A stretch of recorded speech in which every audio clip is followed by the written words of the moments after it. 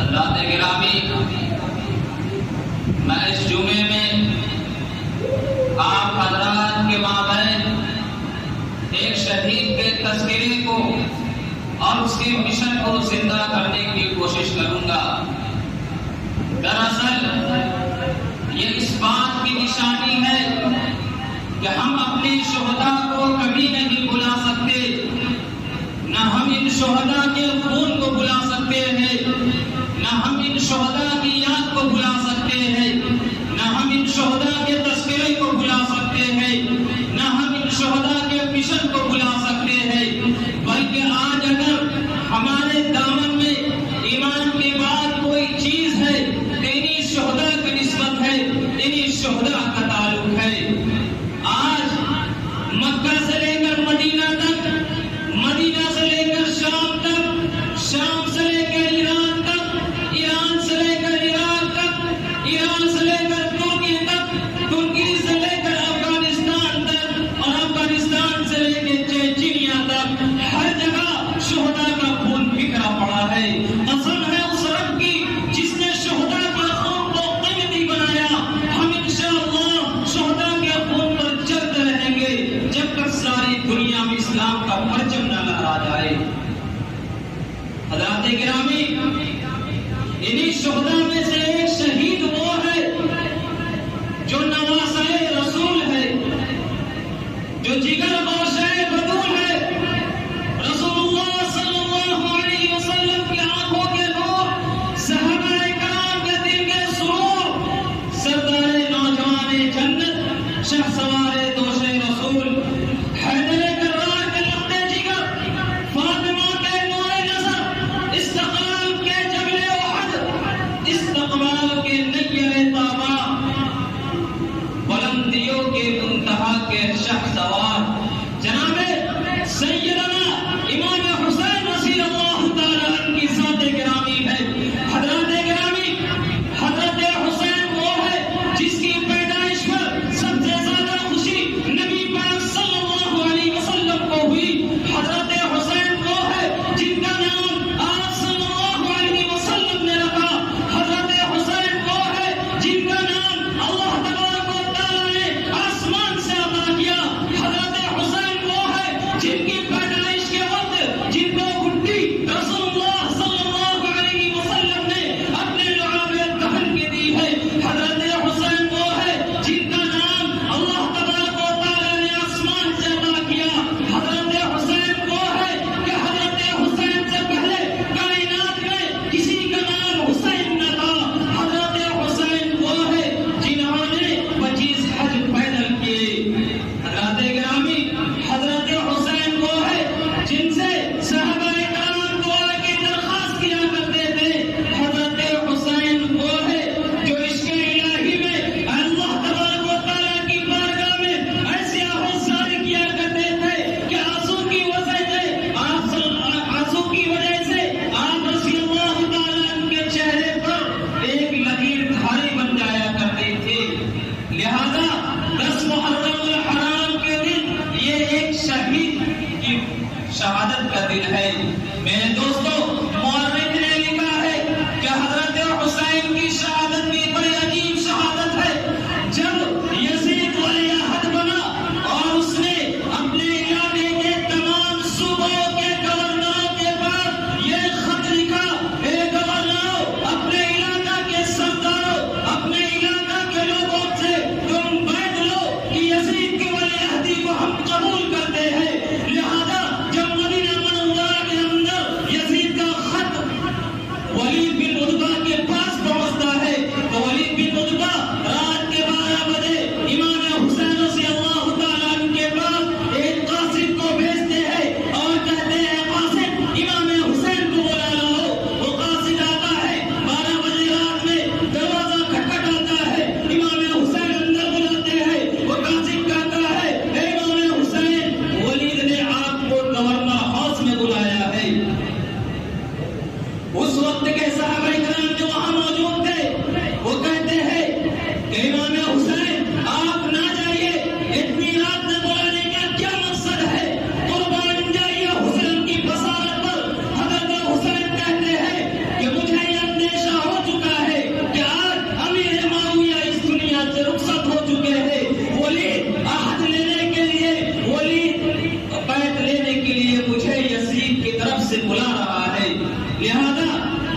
امام حسین governor house جاتے ہیں اور ولید کہتا ہے کہ امام حسین یزید نے کہا ہے آپ سے بیعت لینے کے لیے، آپ کیا کہتے ہیں؟ امام حسین کہتے ہیں مجھے ذرا سوچنے کا وقت دے دو، میں ابھی بیعت نہیں کرتا۔ یہ کہہ کر امام حسین اپنے گھر تشریف لے آتے ہیں۔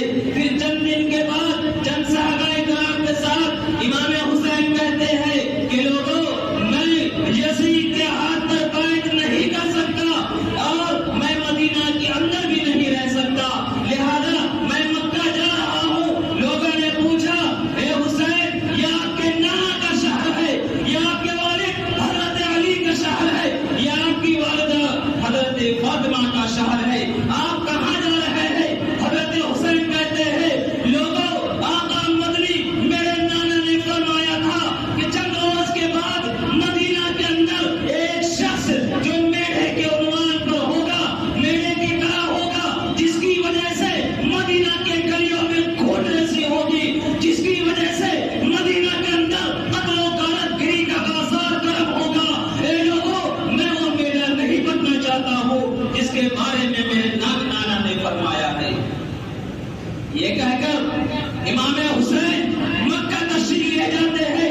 پھر مکہ کے اندر کوفہ کے طرف سے لوگوں کے بوریوں بھر کے خط آتے ہیں، مورخ لکھتے ہیں کہ کم و بیش 14,000 خطوط امام حسین کے پاس آئے۔ کوفہ کے لوگوں نے کہا کہ اے نواز رسول آپ ہمارے یہاں تشریف لے آ جائیے، ہم آپ کے ہاتھ پر بیعت کرنے والے ہیں، اگر آپ ہمارے یہاں تشریف نہ لائے تو کل قیامت کے دن آپ کے نانا کے دامن کو پکڑ کے ہم کہیں گے کہ یا رسول اللہ آپ کا نواسا دنیا میں موجود تھا اور ہماری رہنمائی کرنے کے لیے کوفہ میں تشریف نہیں لایا۔ میرے دوستو اس وقت مکہ کے اندر حضرت عبداللہ ابن عمر، حضرت عبداللہ ابن عباس، حضرت عبداللہ ابن زبیر جیسے شخصیت موجود ہے۔ وہ کہتے ہیں حسین آپ کوفہ تشریف نہ لے جائیے، یہ کوفی وہی ہے جس نے دھوکے سے آپ کے والد ماجد حضرت علی کو شہید کیا، یہ اپنے دعوے میں پکے نہیں ہے، یہ ضرور آپ سے غداری کریں گے، یہ ضرور اپنے حق کو توڑیں گے، آپ کوفہ تشریف نہ لے جائیے، یہ آپ کے ساتھ دھوکہ کریں گے۔ امام حسین صحابہ کرام کو وہ خطوط دکھاتے ہیں اور کہتے ہیں اے صحابہ کرام میں جو کوفہ جا رہا ہوں وہ اس بنا پہ نہیں کہ مجھے عہدے کا لالچ ہے، بلکہ کوفیوں نے مجھے خط لکھا ہے، میں اسی بات پر جانے پر مجبور ہوں۔ پھر بھی صحابہ کرام سمجھاتے ہیں تو حضرت حسین کہتے ہیں ٹھیک ہے میں اپنے چچا زاد بھائی مسلم بن عقیل کو کوفہ حالات معلوم کرنے کے لیے بھیجتا ہوں، لہذا مسلم بن عقیل اپنے 2 بچوں کو لے کر کوفہ تشریف لے جاتے ہیں۔ جب کوفہ کے اندر مسلم بن عقیل پہنچتے ہیں تمام کوفی بڑھ کر استقبال کرتے ہیں اور ہاتھ پر بیعت کرتے ہیں، ایسا لگتا ہے کہ تمام لوگ حسین پہ مرنے پر مٹنے والے تھے۔ پھر تھوڑی دیر کے بعد جب یزید کو یہ خبر پہنچتی ہے کہ مسلم بن عقیل کوفہ پہنچ چکا ہے، اس کے ہاتھ پر بیعت کر چکا ہے، تو یزید ایک بدبخت شخص جس کا نام عبید اللہ ابن زیاد ہے، وہ ملک شام کا گورنر تھا اور کوفہ کا گورنر اس وقت نعمان بن بشیر تھا۔ نعمان بن بشیر اپنے اخلاق کے اعتبار سے بہت اچھا آدمی تھا، نواز رسول کی عزت کرتا تھا، صحابہ کرام کے تقدس پر مر مٹنے والا تھا۔ جب یزید کو خبر پہنچی کہ مسلم بن عقیل کے ہاتھ کوفیوں نے بیعت کر لیا ہے تو یزید کو کہتا ہے یزید کوفہ پہنچ اور نعمان بن بشیر کو معزول کر۔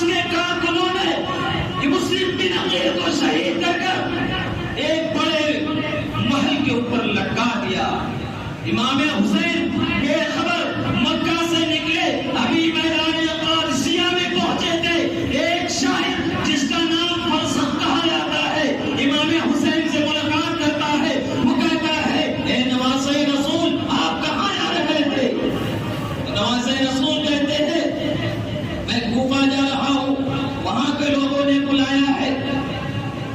فرسخ کہتا ہے نواز رسول آپ کو کیا خبر نہیں ہے؟ امام حسین پوچھتے ہیں کس بات کی خبر نہیں ہے؟ تو فرسخ کہتا ہے کہ آپ کے چچا جان بھائی مسلم بن عقیل کو ابن زیاد نے شہید کر کر ایک بلند بالا مقام پر لٹکا دیا ہے، لہذا آپ مکہ واپس تشریف لے جائیے۔ یہ کوفی اور ابن زیاد آپ کے ساتھ بھی یہی معاملہ کریں گے۔ میرے دوستو بڑا پیارا جملہ امام حسین فرماتے ہیں، وہ کہتے ہیں میں گھر سے نکلا تھا کوفیوں کی مدد کرنے، مگر جب میرا بھائی شہید ہو گیا تو مجھے اب جینے کا من نہیں کرتا ہے۔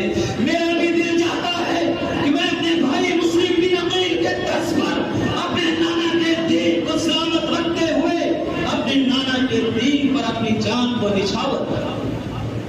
میرے دوستو بڑا رونے کا مقام ہے۔ امام حسین اپنے اہل و عیال کے ساتھ جب کربلا کے میدان پہ پہنچتے ہیں، جب ابن زیاد کو خبر پہنچتی ہے کہ حسین اپنے اہل و عیال کے ساتھ کربلا پہنچ چکا ہے، وہ بدبخت 1000 لشکر کو حر ابن یزید کے ساتھ بھیجتا ہے۔ حضرات گرامی، یہ حر ابن یزید یہ ابن یزید کا لڑکا نہیں ہے، یہ بڑا اللہ والا ہے، اس کی بات آگے آئے گی۔ 1000 لشکر کے ساتھ حر ابن یزید کے ساتھ بھیجتا ہے کہ تم جاؤ اور نواز رسول کو میدان کربلا میں روک لو، اسے آنے نہ دو۔ لہذا حر ابن یزید اور 1000 لشکر کربلا کے میدان پہنچتے ہیں، امام علی مقام امام حسین کو روک دیتے ہیں اور کہتے ہیں کہ حسین آپ آگے نہ بڑھے، ابن زیاد کا حکم ہے۔ حسین کہتے ہیں کیا بات ہے؟ میں تو کوفیوں کے پاس آیا تھا اور میں بھوری بھر خط لے کر آیا ہوں۔ حر ابن یزید کو خط دکھا کر کہتا ہے کہ حر ابن یزید میں یہاں کسی عہدے کی لالچ پہ نہیں آیا ہوں، میں خلافت کے لیے نہیں آیا ہوں، میں کسی عہدے کے لالچ کی بنا پہ نہیں آیا ہوں، کوفیوں نے مجھے بلایا ہے۔ لہذا حر ابن یزید کہتا ہے کہ بتائیے اب آپ کیا کہنا چاہتے ہیں؟ امام حسین کہتے ہیں کہ آپ ابن زیاد کے پاس جا کر کہیے جو حسین 3 چیز کا مطالبہ کرتا ہے۔ پہلی چیز کہ مجھے مکہ بھیج دیا جائے، دوسری چیز مجھے کسی اسلامی سرحد پر بھیج دیا جائے، میں اپنے نانا کے دین کی بلندی کے خاطر کفار سے لڑتا رہوں گا اور اپنے نانا کے دین کو بلند کرتا رہوں گا، اور تیسری چیز مجھے یزید سے بالمصافہ مجھے ملاقات کرنے دیا جائے۔ لہذا یہ خبر حر ابن یزید ابن زیاد کے پاس جاتا ہے، ابن زیاد سے کہتا ہے کیسے امام حسین علی مقام نے یہ 3 شرط رکھی ہے، آپ کیا کہتے ہیں؟ لہذا ابن زیاد کے سامنے ایک بدبخت شخص جس کا نام سمر ہے وہ کہتا ہے ابن زیاد اگر آج آپ نے حسین کو چھوڑ دیا تو کل یہ اپنے ساتھ اور لشکر لا کر آپ سے مقابلہ کرے گا اور آپ کی بادشاہ چھین لے گا۔ لہذا ابن زیاد 2000 لشکر کے ساتھ اور بھیجتے ہیں اور مقابلہ ہوتا ہے۔ میرے دوستو امام حسین علی مقام اتنی زبردست لڑتے ہیں کہ وہ لوگ جو لڑنے کے لیے آئے تھے، حر ابن یزید کہتا ہے لوگوں سے اے لوگوں تم کس سے لڑائی کر رہے ہو؟ ذرا سوچو تو یہ نواز رسول ہے۔ اے لوگوں ذرا دیکھو، میں نے اپنی آنکھوں سے دیکھا ہے کہ جناب رسول اللہ صلی اللہ علیہ وسلم اپنی زبان اس شخص کے زبان میں ستایا کرتے تھے۔ اے لوگوں ذرا دیکھو تو ذرا غور کرو یہ کون شخص ہے؟ یہ وہی شخص ہے جن سے صحابہ کرام اپنے لیے دعائیں کرتے تھے۔ تم اس سے لڑنے کے لیے آئے ہو؟ تو لوگ یزید کے خوف سے اور ابن زیاد کے خوف سے پاس نہیں آئے، مگر قربان جائیے خود ابن یزید پر جنہوں نے ابن یزید کے لشکر کو چھوڑ کر امام حسین علی مقام کے لشکر میں داخل ہوا اور اس طرح لڑے جب تک شہید نہ ہو گئے پیچھے نہ۔ میرے دوستو ذرا غور کرنے امام حسین علی مقام نے اپنے نانا کے دین کے خاطر اپنی جان کو اس طرح نچھاور کر دیا کہ رہتی دنیا تک تا قیامت تاریخ حسین شہادت کو کبھی فراموش نہیں کر سکتی ہے۔ لیکن میرے دوستو، ہمارا حال کیا ہے؟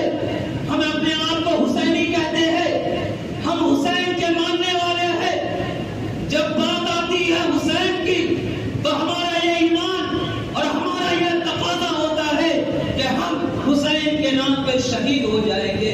مگر بڑی افسوس کی بات ہے کہ حسین کا تذکرہ صرف یکم محرم سے لے کر 10 محرم الحرام تک ہوتا ہے۔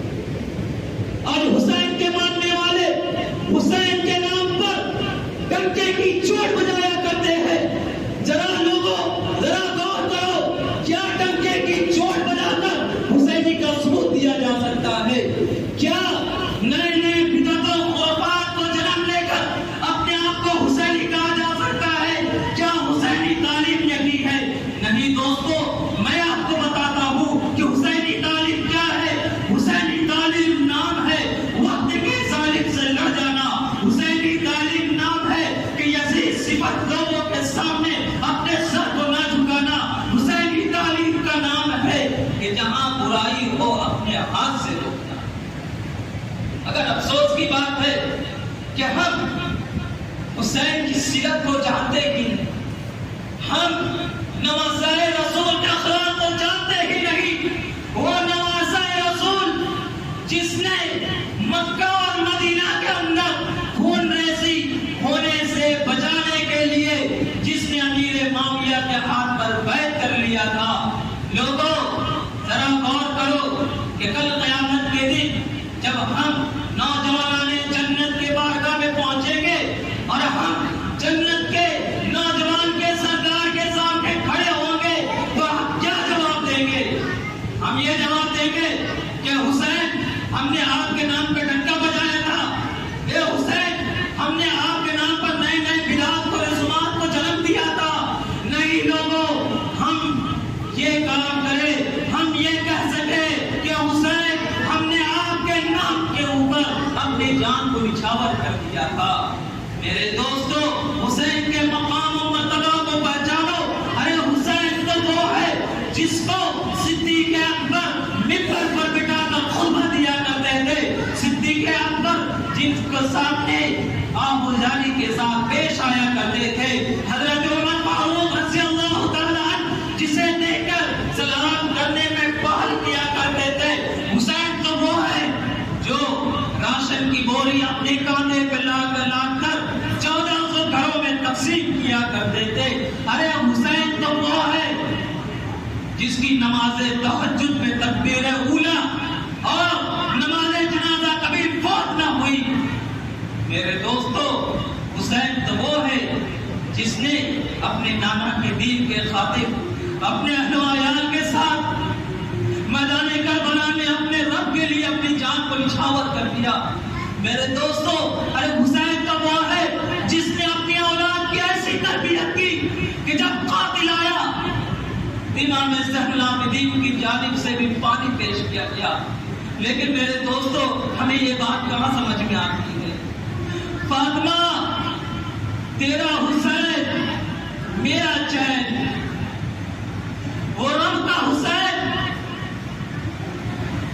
وہ سب کا حسین، وہ مرتضیٰ کا، وہ مصطفیٰ کا، وہ صوفیوں کا، وہ قلندروں کا، وہ خشکیوں کا، وہ سمندروں کا، وہ آسمانوں کا، وہ زمینوں کا، سب کا حسین۔ کون حسین؟ کلے امامت نشان حیدر چراغ مسجد کلا پہ کہا، وہ قارئ ممبر حسن سجدہ دست شفقت سکون محمد۔ کون حسین؟ رضا کا بندہ وفا کا بانی شہید اعظم خلیل ثانی کتاب یستا کا ترجمانی نبی کے دل کی خرید شادی۔ کون حسین؟ جو حرم سے نکلا علم اڑاتا، ملوکیت کے محل گراتا۔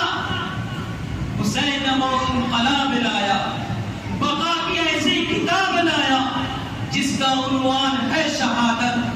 شہید زندہ اطاعت نیافت۔ میرے دوستو، حسین کون ہے؟ اس پر غور کرنے کی ضرورت ہے۔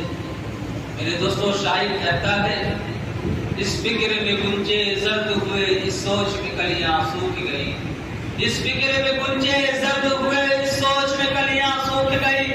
آئین گلستہ کیا ہوگا، دستور بہارا کیا ہوگا؟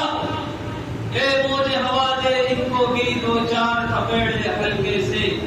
کچھ لوگ ابھی تک ساحل پر طوفان کا نظارہ کرتے گئے۔ ہر سمت مچلتی کرنوں نے اب سونے شبے غم توڑ دیا۔ اب جاگ اٹھے ہیں دیوانے، دنیا کو جگا کر تھم لیں گے۔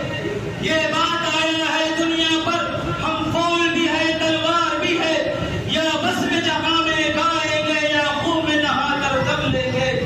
سوچا ہے کبھی اب کچھ بھی ہو، ہر حال میں اپنا حق لیں گے۔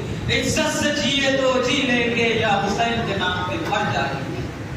میرے دوستو، ذرا اپنے دل پر ہاتھ رکھ کر میں جو بات کہنے جا رہا ہوں غور کرنے کا مقام ہے کہ اللہ نے حسین کو شہادت دے کر اعلیٰ مقام عطا کیا اور یزیدیوں کو جس کو نابود کر دیا۔ دل پر ہاتھ رکھ کر یہ کہیے تو دین دل سے پوچھ ہے، بتا کہ کیا حسین ہے؟ دھڑک دھڑک بول اٹھا صدا صدا حسین ہے۔ شان اہل بیت دیکھ سبھی کے سب مثال ہے، کوئی نہیں حسین سا، حسین بخش حسین ہے۔ عمر سے چل عمر تک، بشر سے چل بشیر تک، کرم سے چل کریم تک، حرم سے چل حرم تک، رحمان سے چل رحیم تک، ندم سے چل ندیم تک، اور انس سے چل انیس تک۔ بڑے بڑے یہ کہہ گئے بہت بڑا حسین ہے گئے۔ اور یہ جملہ غور کرنے کا مقام ہے کہ عجب لڑی گئے، عجب لڑی ہے جنگ بھی حسین نے یزید سے، عجب لڑی ہے جنگ بھی حسین نے یزید سے۔ اور اس سے بڑھ کر جیت کیا، یزید تھا حسین ہے، یزید تھا حسین ہے۔ دل دل برا بھی حسین ہے، غم عاشقہ بھی حسین ہے، صف برزبی بھی حسین ہے، سر آسماں بھی حسین ہے۔ جہاں فیصلے ہو ضمیر کے، کسی آدمی کے خبیر کے، وہاں لاکھ ابن زیاد ہو، وہاں ایک جامع حسین ہے۔ حضرات گرامی، ملے گی جنت پیے گا کوثر، ملے گی جنت پیے گا کوثر، اسی کو محشر میں چین ہوگا۔ نبی محبت کریں گے اس سے جس کے دل میں حسین ہے۔